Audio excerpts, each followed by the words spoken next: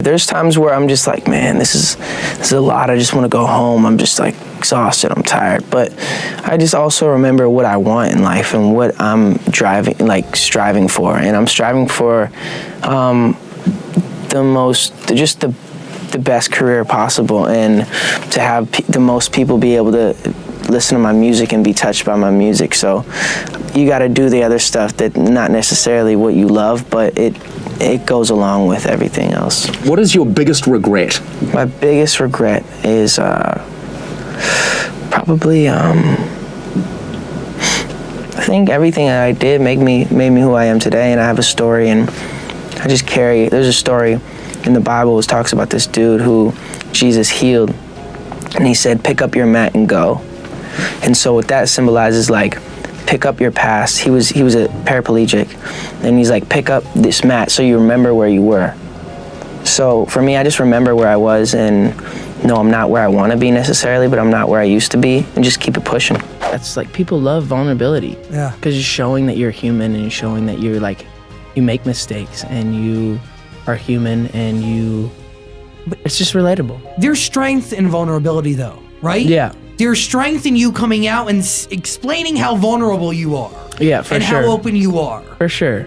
And it takes a lot as a man too to be able to suck that pride up and because for a while I just like, you don't want to say sorry. You don't want to feel like you're weak, you know? Because a lot of the times when you show like your emotions, you feel weak, or people tell you that that's weak when you cry or when you do this.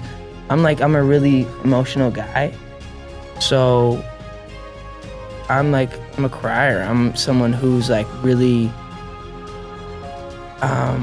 open with my emotions. Yeah. And for a while I felt like I couldn't be, and I felt so guarded that I wasn't being able to be my true self. And like that rock star lifestyle, that's just like, it was cool and it was fun. It just wasn't me. There's one time you're on stage and you're like trying to kick like a jujube or something into the crowd, while maybe you were on the side of the stage throwing it at him. What in the world are you talking about? No, because we just were doing crazy stuff. Like we used to have these like sound check parties. Is that what you're talking about? Yeah, that's exactly what it was. Yeah, and then before we do like weird games, and he'd throw something to me, and I tried to kick it, and I wouldn't stop until I got it. I'm like that type of dude. Like the other day, I forget what it was, but they were like, he's not gonna stop. My boy's like, he's just not gonna stop. He's gonna do this until he makes it. I saw it that day. So is it that competitiveness to where like when everybody's coming down on you, you feel like the media isn't being fair to you? Right. At some point you got competitive and just started fighting back, right? Well, the thing is that throughout it all, I always knew my talent level, and I knew what I was capable of. So I was never worried about coming back. And that might sound weird, and because I was such in a weird place, but I always knew what I was capable of, and at that time I was just growing up and figuring myself out, and I just happened to be doing it in a spotlight and in front of people, so it was a little different. Like you guys got to make your mistakes, and no one got to see it. Right. You know? And for me, it's like everyone gets to see it, and obviously I have more accessibility to do crazier stuff because I'm, in this position, but. Yeah, dude, I just had to figure out what kind of man I wanted to be, and I thought, man, he's so lucky. Nothing happened, man. Have you got any tips for me to try and get my... I don't know if it's luck though, dude. It just put me to bed. Of course, I'm making pop music, so it has to be popular. But what is popular necessarily? Popular is popular when you make it popular. You know what I mean? It's not taking what's already popular and just, oh, this is popular, I guess this is popular too. There's no stereotype for popular. No, and I think I just want to break those barriers. We're already breaking the barriers with having EDM and pop mixed and playing on top 40 radio. You know what I mean? So if we continue to just break those barriers, I think there's only going up from here. So you just finished your album, right? Just a few days ago in Aussie. Yeah. How hard is it to actually just finish an album and be like, it's done, no more touch-ups, no more edits? It is. It's just because it never feels like it's done, right? It just never feels like it's quite good enough. And you just have to get to a point where you're just like fine with it. And so I'm at the point where I'm just like, it's good as it's gonna get for right now, and I just want the world to hear it. Who do you show it to? Like, do you show it to your mom? Do you get a few friends around? I show it to all the people in my circle and all the people who I respect and care what they think. But at the end of the day, I don't really take what they say, and it doesn't really matter to me because everyone's creativity is their own creativity. So if you don't like it, that doesn't mean that this person over here is not gonna like it. It's just a personal preference.